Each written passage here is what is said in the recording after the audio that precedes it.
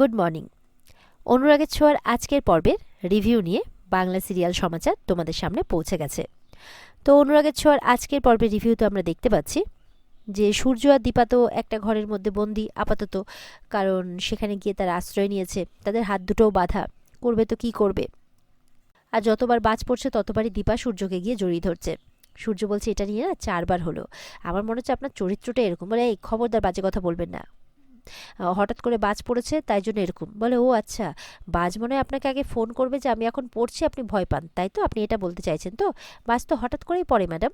বলে হ্যাঁ, তো আমি কি করব, আমি ভয় পেয়ে এমনটা করেছি। এরপরে কিছুক্ষণ পর দেখা যাচ্ছে সূর্য বলছে যে আমার না খুব খিদে পেয়েছে। বলে হ্যাঁ, বুঝতে পারছি আপনার খিদে পেয়েছে, আমারও পেয়েছে, কি করা যায়?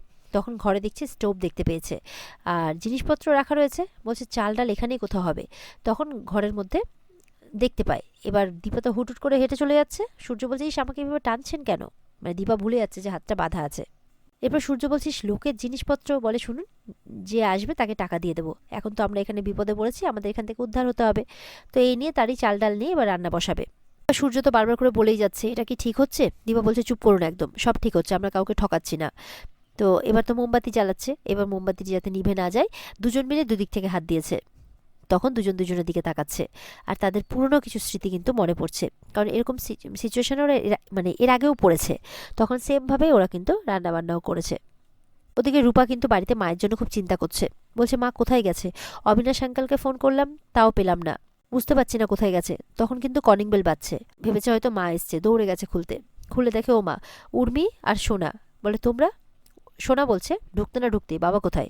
তারা ভেবেছে তার বাবা নেই মানে এখানে থাকতে পারে। এবার বাবা বাবা করতে করতে চিৎকার করে ঘরে ঢুকে পড়েছে। তখন বলছে বাবা কোথায় আর দীপা কোথায়? বলে চিৎকার করো না, আস্তে কথা বলো সোনা। রূপা বলছে আস্তে কথা বলবো? কটা বাজে দেখেছো, আর এই সময় তুমি আমাকে আস্তে কথা বলতে বলছো? এইসব তোমাদের প্ল্যান, মানে শুরু করে দিয়েছে সেই নিজের স্বভাববশত কাজ। রূপা বলছে ভদ্রভাবে কথা বলো। সোনা বলছে ভদ্রভাবে? আমি তোমাকে শেষ করে দেবো। শেষ বলে রূপার গলা চেপে ধরেছে। আশ্চর্য মেয়ে একটা। তখন এদিকে কৃষ্ণ এসছে, তুমি অন্যের বাড়িতে ঢুকে এসব কি করছো? সোনা বলছে বাবা খুব প্রেম তো, ওদিকে মা এদিকে মেয়ে, লীলা খেলা চলছে যেন। এবার সোনা তো চিৎকার করছে। তখন ওদিক থেকে অবিনাশ আসে আর সোনা বলে চিৎকার করে ওঠে। বলে এই যে উর্মি বলছে একজন বাকি ছিল, আরেকজন এসছে। বলছে বেশি কথা বললে না একদম স্ট্রেস পাসের অভিযোগে না, মানে ট্রেস পাসের অভিযোগে সোজা লক আপ করে দেবো বলে দিলাম। উর্মিদেরকে বলছে। উর্মি তখন সোনাকে বলছে দেখছি সব এদের প্ল্যান। উর্মি বলছে আপনি কি আমাদের জেলে পাঠাবেন? আমি নিজেই যাচ্ছি পুলিশের কাছে আপনাদের নামে কমপ্লেন করতে।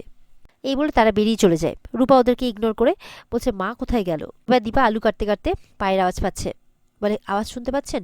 সূর্য বলছে আলু কাটা বন্ধ করলেন কেন? বলে আপনি আওয়াজ শুনতে পাচ্ছেন না, একটা পায়ের শব্দ। বলে কে আসছে বলুন তো?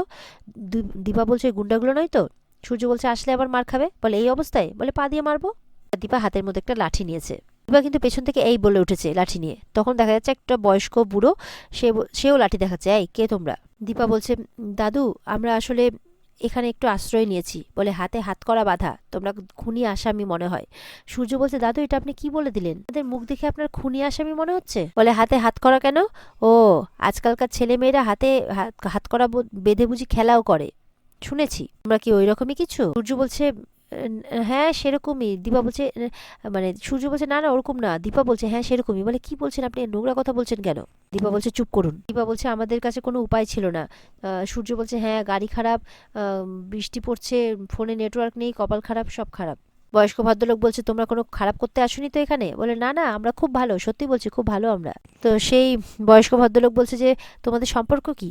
দীপা বলছে স্বামী স্ত্রী। সূর্য বলছে এই না না না। বয়স্ক ভদ্রলোক বলছে তাও ভালো, আজকালকার দিনে ছেলে মেয়েদের দেখে বোঝাই যায় না কে কার কি। এরপরে সূর্য বলছে না না আমরা স্বামী স্ত্রী কিছু নেই, আমরা বিজনেস পার্টনার। তখন দীপা সাইডে নিয়ে যায়। বলে আপনি কি করছেন, এখান থেকে তাড়িয়ে দিলে ভাল লাগবে তো?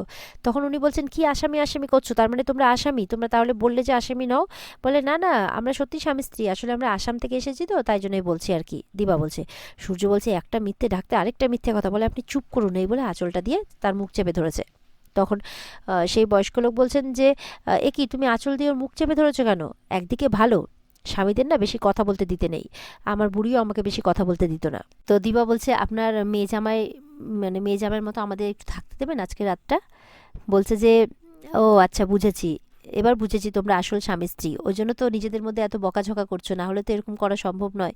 আচ্ছা ঠিক আছে থাকো, আমার মেয়ে জামাই অনেক দূরে থাকে, তাদের তো বছরেও দেখা পায় না। ঠিক আছে থাকো থাকো, আমি তোমাদের পরিষ্কার জামা কাপড় দিচ্ছি, এগুলো পরে নিও, যাও ফ্রেশ হয়ে নাও, পাশে বাথরুম আছে, এভাবে সবটা দেখিয়ে দেয়, জামা কাপড়ও দিয়ে দেয় যে ধুলোয় তো ধুলোময় হয়ে আছো, আমি বরঞ্চ কিছু রান্নার ব্যবস্থা করি। তখন সূর্য বলছে আপনি রান্না করবেন? আচ্ছা আপনি শেষ কবে রান্না করেছিলেন? বলছে যে ওই তো যেদিন রান্না করেছিলাম সেদিন বুড়ি মরে গেল। সূর্য অবাক, দিবাকে বলছে ওনার রান্না খেয়ে ওনার বউ ইশারা করে দেখাচ্ছে ওপরে। দিবা বলছে না না, আপনাকে রান্না করতে হবে না, আমি ফ্রেশ হয়ে রান্না করে নেব।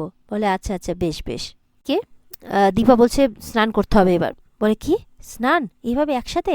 বলে আমাদের কিছু করার নেই ডাক্তারবাবু, চলুন।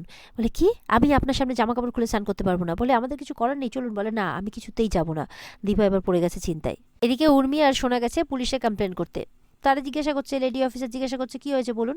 বলে আমার বাবা আমার মায়ের সাথে চলে গেছে। আরেকজন অফিসার বলছে যে মানে বুঝতে পারলাম না, তো আপনার বাবা আপনার মায়ের সাথে গেছে মানে তারা স্বেচ্ছায় গেছে? বলে হ্যাঁ। বলে তো ভালো তো, এতে আমরা কি করতে পারি? বলছে যে তাদের সম্পর্ক ভালো নয়। তো আরেকজন অফিসার বলছে তাহলে সম্পর্ক ভালো করতেই হয়তো গেছে। দেখুন আমরা কিন্তু সাবালকদের যারা ইচ্ছাকৃত স্বেচ্ছায় কোথাও গেছে, আমরা তাদের বিরুদ্ধে কোনো কিছু করতে পারি না। উর্মি বলছে দেখুন একটু যোগাযোগ করতে পারলেও ভালো হতো, কিন্তু নেটওয়ার্ক তো পাওয়া যাচ্ছে না। সেই লেডি অফিসার বলছে যে দেখুন আজকে পশ্চিমবঙ্গের বিভিন্ন জায়গাতে ঝড় বৃষ্টি হচ্ছে, নেটওয়ার্ক পাওয়া যাবে না এটাই স্বাভাবিক, কিন্তু এতে আপনারা আমাদের কাছে এসে কি করবেন? আপনারা এক কাজ করুন, মোবাইল সার্ভিস প্রোভাইডারদের বিরুদ্ধে একটা মামলা করুন, আমাদের উত্ত্যক্ত করবেন না। সোনা তো অফিসারনিকে এমনভাবে দেখছে যেন একেবারে মেরেই দেবে। এরপরে সোনার উর্মি চলে যাচ্ছে। তারপর সে অফিসার আবার ডেকে বলছে এই শুনুন, বাবা মাকে একটু শান্তিতে থাকতে দিন।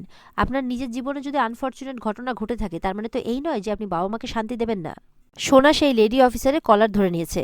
আপনি কি জানেন, না জেনে শুনে কি কথা বলছেন এইসব? হ্যাঁ, তখন সোনাকে উর্মি ছাড়ায়। তারপরে আবারও গিয়ে কলার ধরে নিয়েছে সোনা যে আমি কিছুতেই ছাড়বো না এনাকে। সেই অফিসার নিয়ে তো রেগে গেছে, বলছে আপনার কি মাথা খারাপ হয়ে গেছে নাকি, আপনি এইভাবে আমার উপরে ঝাঁপিয়ে পড়লেন? আপনি জানেন অন ডিউটি পুলিশ অফিসারের গায়ে হাত দেওয়ার জন্য আমি আপনাকে লকআপে ভরতে পারি। বলছে এই এনাকে লকআপে ভরো। উর্মি ক্ষমা চাইছে। তখন সোনা বলছে কিসের ক্ষমা? হ্যাঁ আমি ঠিক করেছি, উনি আমাকে অপমান করেছেন। তখন সেই লেডি অফিসার বলছে আমি কোনো অপমান করিনি, আমি একটা কথা বলেছি, আর যদি কিছু বলেও থাকি তাহলেও আপনি এইভাবে হাত তুলতে পারেন না আমার গায়ে। আপনার মধ্যে তো কোনো অনুতাপ নেই দেখছি, আপনি হাজতে থাকুন, আপনার মাথা ঠান্ডা হয়ে যাবে। এরপরে সোনাকে লকআপে ভরছে, উর্মির কোনো কথা শুনছে না। তখন অবিনাশ আসে, বলছে যে আমার পরিচিত ম্যাম, ছেড়ে দিন। তারপর অফিসারনিকে কিছু গিয়ে বলে, তখন ওকে ছেড়ে দেয়। বলে ঠিক আছে ছেড়ে দাও। ওদেরকে বলছে যান চলে যান এখান থেকে, অফিসারনি বলছে। এরপর অবিনাশ বলছে সোনাকে আর একটা কথাও এখানে তুমি বলবে না, যাও বেরিয়ে যাও এখান থেকে, আউট। সোনা চলে যায়। এদিকে তো সূর্য কিছুতেই বাথরুমে যাবে না, বলছে যে উনি কি ভাবেন? বলে কেউ কিচ্ছু ভাবে না, চলুন আপনি, কিছু করার নেই। বলে একটা কথা বলুন তো, মানে দীপা বলছে আপনাকে না স্নান করতে হবে না, আপনি জামা কাপড়টা বদলে নেবেন, চলুন। বলে একটা কথা বলুন তো, আমার ছেলে হয়ে এতটা লজ্জা লাগছে, আপনার মেয়ে হয়ে বাচ্চা না, আপনার হতে পারে আপনার কোনো লজ্জা নেই। দীপা বলছে কি? বলে হ্যাঁ আমার এটাই মনে হচ্ছে আর কি। বলছে একবার ভেবে দেখুন না, বাথরুমে আমি আপনি, এটা কি হয়? দীপা বলছে আপনার মাথাটা খারাপ হয়ে গেছে, এবার আপনি আমার মাথাটাও খারাপ করবেন, এবার চলুন। এদিকে দীপা তো সূর্যকে নিয়ে যাবেই, আর সূর্য কিছুতেই যাবে না, একদম টানাটানি, মাটিতে গড়াগড়ি, পায়ে পড়া, যা পারছে তাই করছে। আমি যাব না, কিছুতেই আমি যাব না। আর দীপার টেনেই চলে যাচ্ছে, আর সূর্য তত করে মাটিতে গড়াগড়ি খাচ্ছে। এরপরে এমন টান দিয়েছে দীপা গিয়ে সূর্যের উপরে পড়ে গেছে। দীপা তো এরপরে সূর্যের দিকে তাকিয়ে আছে, আর সূর্য কিন্তু একটা অস্বস্তি বোধ করছে। এদিকে সোনা বাড়িতে এসে বলছে না ওদেরকে কোথাও খুঁজে পেলাম না। জয় বলছে ওদেরকে ওদের মতো থাকতে দে না, তোরা কেন মাঝখানে ঢুকছিস? উর্মি বলছে সবকিছু শেষ হয়ে যাক, নষ্ট হয়ে যাক, তুমি কি চাও দাদাইকে তুমি দিদির হাতে তুলে দেবে? নিজের উদ্দেশ্যটা তো পূরণ হবে না, না সেই কারণে, সেই জন্য উর্মি রানী এসেছেন আর কি বলতে। জয়কে বলছে টাকার লোভে তুমি দাদাইকে উর্মি মানে দীপার হাতে তুলে দিতে চাও, এভাবে বলছে। জয় বলছে কি বলছো তুমি, তোমার কি মাথা খারাপ হয়ে গেছে? উর্মি বলছে ওষুধ দিতে হবে, ওষুধ দেওয়া হচ্ছে না তাই এরকম হচ্ছে। তখন দীপ বলছে কোন ওষুধ মা? সোনা বলছে বাবাকে কিসের ওষুধ দেওয়া হচ্ছে না কাকিয়া? উর্মি চুপ করে যায়। জয় বলছে কি হলো উর্মি, চুপ করে কেন আছো? কিসের ওষুধ? চুপ করে আছো উর্মি। এদিকে দেখা যাচ্ছে যে বয়স্ক ভদ্রলোকের বাড়িতে তারা আছে, তিনি অতটাও সহজ মানুষ নন, তিনি হচ্ছেন কুন্তলার লোক। ফোন করে ঠিক কুন্তলাকে ইনফরমেশন দিয়ে দিয়েছে ওরা দুজন এখানেই আছে, হাতে আবার হাত করা বাঁধা। এদিকে কুন্তলা বলছে খবর পাওয়া গেছে রুডি, ওরা ওই বাড়িতেই আছে, আমাদের তাড়াতাড়ি শুধু পৌঁছতে হবে, চলো। এই বলে রুডিকে নিয়ে বেরিয়ে পড়ে। এদিকে দেখা যাচ্ছে সূর্য সমানে হাঁচি দিয়ে যাচ্ছে আর শ্বাসকষ্ট উঠেছে। বলে কি হয়েছে, আপনার কি শ্বাসকষ্ট হচ্ছে? বলে একটু ব্রিদিং, এই বলতে বলতে সূর্য কিন্তু অজ্ঞানের মতো হয়ে যাচ্ছে। দীপা চিন্তায় পড়ে গেছে, হে ভগবান এবার আমি কি করি? আর এখানে আজকের পর্ব শেষ হয়ে যায়। তো বন্ধুরা এই ছিল আজকের পর্বের রিভিউ। কেমন লাগলো কমেন্ট করে অবশ্যই জানাবে।